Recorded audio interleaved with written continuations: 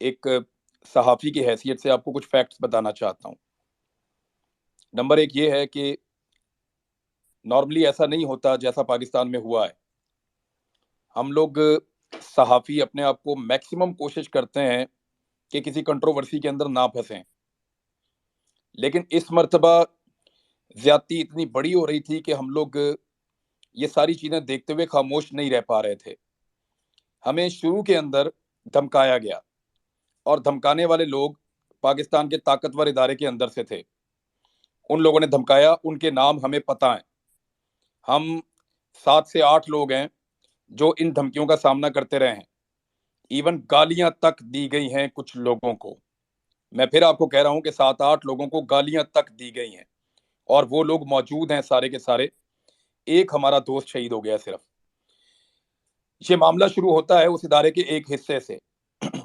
وہاں سے پہلے دھمکیاں اور گالیاں دی جاتی ہیں، اور ہمیں زبردستی اس لڑائی میں دھکیل دیا جاتا ہے، اور ہمیں دیوار کے ساتھ لگا دیا جاتا ہے۔ تو ہم یہ کہہ رہے تھے کہ ہمیں بولنے کی اجازت دی جائے۔ ہمارا کسی پولیٹیکل پارٹی سے کوئی ایفیلیشن تو تھا نہیں، لیکن ہم یہ کہتے تھے کہ ہمیں صحیح اور غلط بتانے کی اجازت دی جائے، ہمیں اپنی رائے دینے کی اجازت ہونی چاہیے۔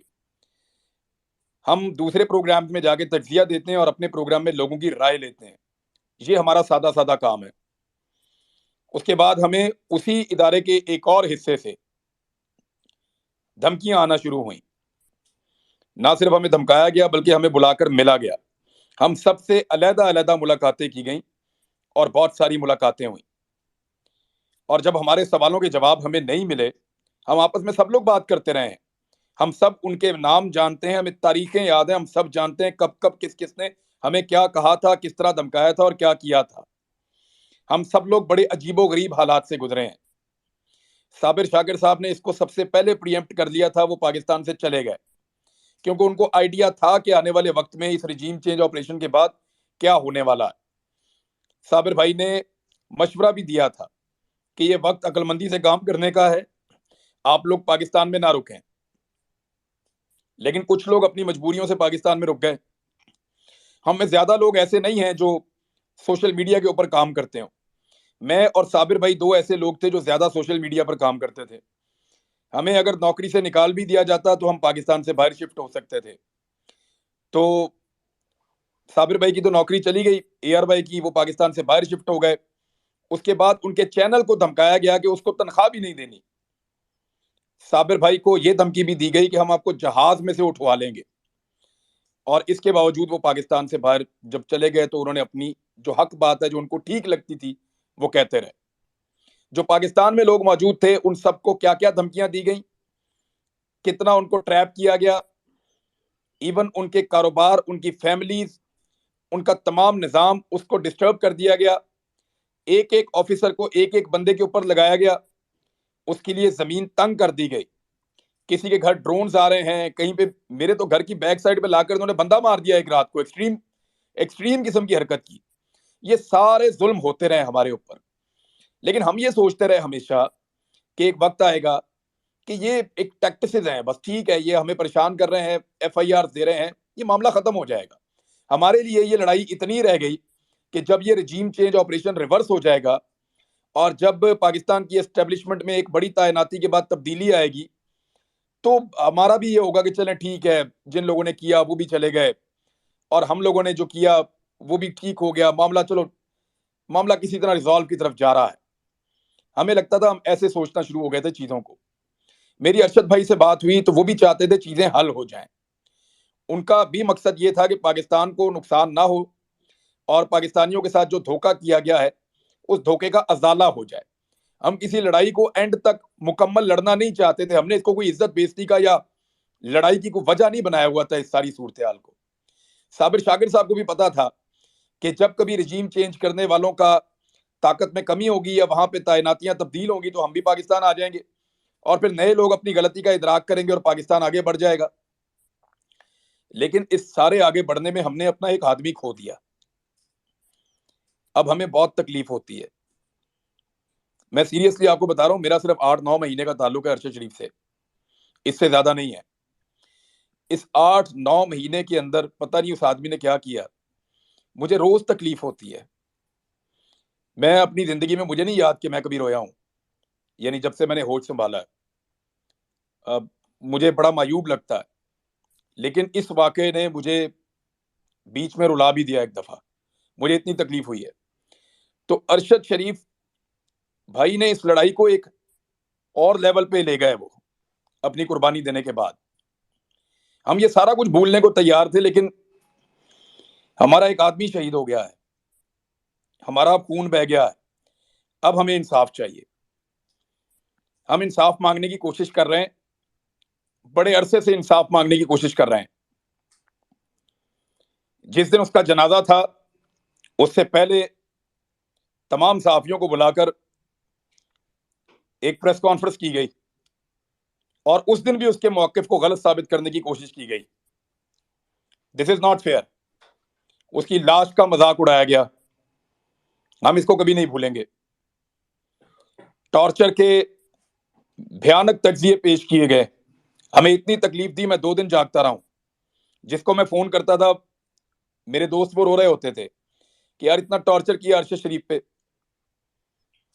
میری ان سے وہ بہت زیادہ بات نہیں ہوتی تھی، لیکن دل کے بہت قریب تھا۔ جب میں گرفتار تھا، یہاں پہ جویریہ بھابی موجود ہیں، ان سے پوچھیے گا، ارشد بھائی نے ٹک ٹاک بنانا سیکھا صرف اس لیے کہ عمران ریاض گرفتار ہے، میں ویڈیوز بنا کر اس پہ ڈالوں گا۔ وہ آدمی ساری ساری رات جاگتا تھا۔ میں صرف ایک ہی چیز مجھے آرام نہیں کرنے دے رہی اس وقت سے، میں یہی سوچتا جا رہا ہوں کہ اگر میں مر جاتا اس لڑائی میں تو ارشد شریف کیا کرتا؟ وہ تو کبھی چین سے نہیں بیٹھتا، ارشد بھائی کبھی چین سے نہیں بیٹھتا۔ یہ چیز مجھے سکون نہیں لینے دے رہی، میں رات کو صحیح سے سو نہیں پا رہا، بہت تکلیف میں ہوں۔ ہم اس لڑائی کو بھولنا چاہتے تھے، ہمیں لگتا تھا کہ 8-10 مہینے میں، 15 مہینے میں برے دن ٹل جائیں گے، اچھے دن آ جائیں گے، رجیم چینج آپریشن ریورس ہو جائے گا، ہم بھی سرخرو ہو جائیں گے، اور آئندہ پاکستان میں اس طرح کے تجربات کرنے سے پہلے یہ لوگ 10 مرتبہ سوچیں گے۔ ہمیں تو اس لڑائی کا اختتام یہ لگتا تھا، کوئی ذاتی پرسنل چیزیں نہیں تھی، لیکن ہمارا بھائی مار دیا ہے۔ اب یہ ایسے اتنے آرام سے ختم ہوگا نہیں، اب یا تو ہمیں بھی مارو یا پھر ہمیں انصاف دو۔ انصاف کے لیے ہم عدالتوں کے دروازے کھٹکھٹا رہے ہیں۔ ہم نے اس عدالت کا دروازہ کھٹکھٹایا ہے جس کا دروازہ ارشد بھائی نے اپنی زندگی میں کھٹکھٹایا تھا۔ اس کو بھی یقین تھا اس کو انصاف ملے گا تو عدالت سے ملے گا۔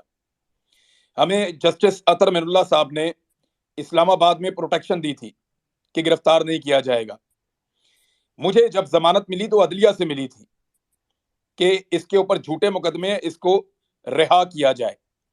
الٹیمیٹلی آپ کو ریلیف عدلیہ سے ملتا ہے، لیکن پاکستان میں عدلیہ کی جو صورتحال ہے وہ آپ کے سامنے ہے۔ یہاں بہت زیادہ دباؤ ہے اداروں کے اوپر، اسپیشلی پاکستان کی عدلیہ کو ہمیشہ دباؤ میں لینے کی کوشش کی جاتی رہی ہے، اور ہمیں ایسا لگتا ہے کہ ارشد بھائی کا خون جو ہے وہ کمپرومائز ہو رہا ہے۔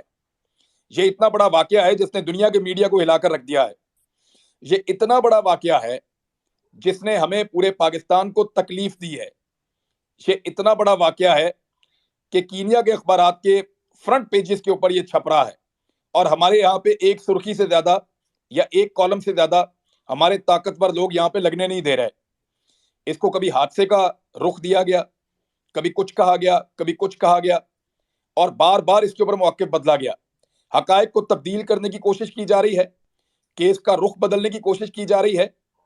میں اس کیس کے بارے میں، کینیا میں کیا ہوا اس کے بارے میں بات نہیں کر رہا، لیکن میں اور میرے ساتھی، اور وہ خود ابھی آپ کو بتائیں گے سب لوگ، ہم سارے گواہ ہیں کہ کس نے ہمیں تنگ کیا تھا، ہم سارے گواہ ہیں کہ کس نے ہم پہ FIRs کروائی تھی، ہم سارے گواہ ہیں کہ کس نے ہمیں گالیاں دی تھیں، ہم سارے گواہ ہیں کہ کس نے ہمیں دھمکیاں دی تھیں، ہم سارے گواہ ہیں کہ کس نے ہمارے اوپر پاکستان کی زمین تنگ کر دی تھی۔ ہمیں پتا ہے، ہم کبھی نہیں بتانا چاہتے تھے کیونکہ ہم سارے زندہ تھے۔ اب ہم میں ایک شہید ہے، ہماری ذمہ داری ہے کہ اس کو انصاف دلائیں، لہٰذا اب ہم بتائیں گے، لیکن کہاں بتائیں گے؟ کیا اس پلیٹ فارم کے اوپر نام لینا شروع کر دوں میں؟ کیا میں یہاں بولنا شروع ہو جاؤں؟ مجھے کوئی قانونی فورم چاہیے، ہمیں کوئی ایسا پلیٹ فارم چاہیے جہاں پہ ہم سب جائیں اور جا کر اپنا اپنا بیان ریکارڈ کرا کے بتائیں کہ وہ کون تھا جو یہ ذلت اور رسوائی کی کہانی لکھ رہا تھا، وہ کون تھا جس نے ہمارے لیے زندگی کو تنگ کر دیا تھا۔ یہ سارا کچھ ہم کسی لیگل پلیٹ فارم پہ بتانا چاہتے ہیں جہاں پہ یہ ریکارڈ کا حصہ رہے، اس بات کا پتہ کروایا جائے کہ کون لوگ اس کے پیچھے تھے، تمام مدعیوں کے انٹرویو لیے جائیں، اور اس کے لیے ضروری ہے کہ سپریم کورٹ آف پاکستان کے چیف جسٹس ایک کمیشن بنائے اپنے سرونگ ججز کی زیر نگرانی جو کام کرے، اور تمام لوگ اس کے اندر اپنے سٹیٹمنٹس جا کر جمع کروائیں، وہ اس کی رپورٹ مرتب کرے اور یہ سلسلہ ختم ہو۔ پاکستان کو مذاق بنا کے رکھ دیا ہے۔ اب ہمیں یا تو ارشد شریف کا قرض اتارنا ہے تو سب کو مل کر آگے بڑھنا پڑے گا۔ دیکھیے اس کے جنازے میں کتنے لوگ آئے آپ سب نے دیکھا، کیا ہم صرف جنازوں میں شرکت کرنے والے لوگ ہیں؟ کیا ہم کسی کو انصاف نہیں دلا سکتے؟ یا اگر کوئی زندہ شخص ہے اور وہ انصاف مانگ رہا ہے تو اس کو انصاف نہیں ملے گا؟ وہ چیختا چلاتا اس دنیا سے چلا گیا، چیف جسٹس کو اس نے لیٹر لکھا، سب کو بتا رہا تھا، ٹی وی پہ کہہ رہا تھا، جنگل میں پڑا ہوا تھا 2.5 مہینے سے، ایک ہی قمیض کے اندر وہ ویلاگز کر رہا تھا، اس نے خود بولا اپنے منہ سے۔ تو کیا جنازوں میں شرکت کرنی ہے؟ کل ایک کا جنازہ پڑھ لیا، آج دوسرے کا پڑھ لینا، پھر تیسرے کا پڑھ لینا، اور ایک ایک کر کے سارے مارے جائیں گے۔ جو بھی سچ بولے گا مارا جائے گا، جو آئینہ دکھائے گا، سوال پوچھے گا، مارا جائے گا۔ یہاں پہ اس سلسلے کو آپ سب روک سکتے ہیں۔ مجھے آپ سے یہ کہنا ہے کہ میرے پاس ایک طریقہ ہے آئین اور قانون کے مطابق، اور وہ طریقہ ہمیں ارشد شریف نے بتایا ہے کہ قانون کے مطابق انصاف مانگو، خط لکھو، چیف جسٹس آف پاکستان کو خط لکھو۔ میں نے آج چیف جسٹس آف پاکستان کو خط لکھا ہے، میں نے جا کر اس کو لیٹر باکس میں ڈالا ہے۔ لکھو چیف جسٹس آف پاکستان کو خط، اپنا آئینی اور قانونی حق استعمال کرو۔ اتنے خط لکھو کہ ورلڈ ریکارڈ بنا دو، پورا پاکستان خط لکھے، اوورسیز پاکستانی خط لکھیں، لاکھوں خط پہنچنے چاہیے سپریم کورٹ آف پاکستان میں روزانہ۔ آج شروع ہو جائیں، اگلے 10 دن تک خط لکھیں، روز خط لکھیں، سارے خط لکھیں، بچے لکھیں، خواتین لکھیں، بزرگ لکھیں، نوجوان لکھیں، سٹوڈنٹس لکھیں، مزدور لکھیں، تمام لوگ خط لکھو خط اور بھجواؤ چیف جسٹس آف پاکستان کو، جھنجھوڑو اپنے ایوانوں کو، اور وہاں خط میں صرف چھوٹی سی ڈیمانڈ کریں اپنے الفاظ میں کہ ارشد شریف کو انصاف دلوائیے اور ایک انڈیپینڈنٹ جوڈیشل کمیشن بنوائیے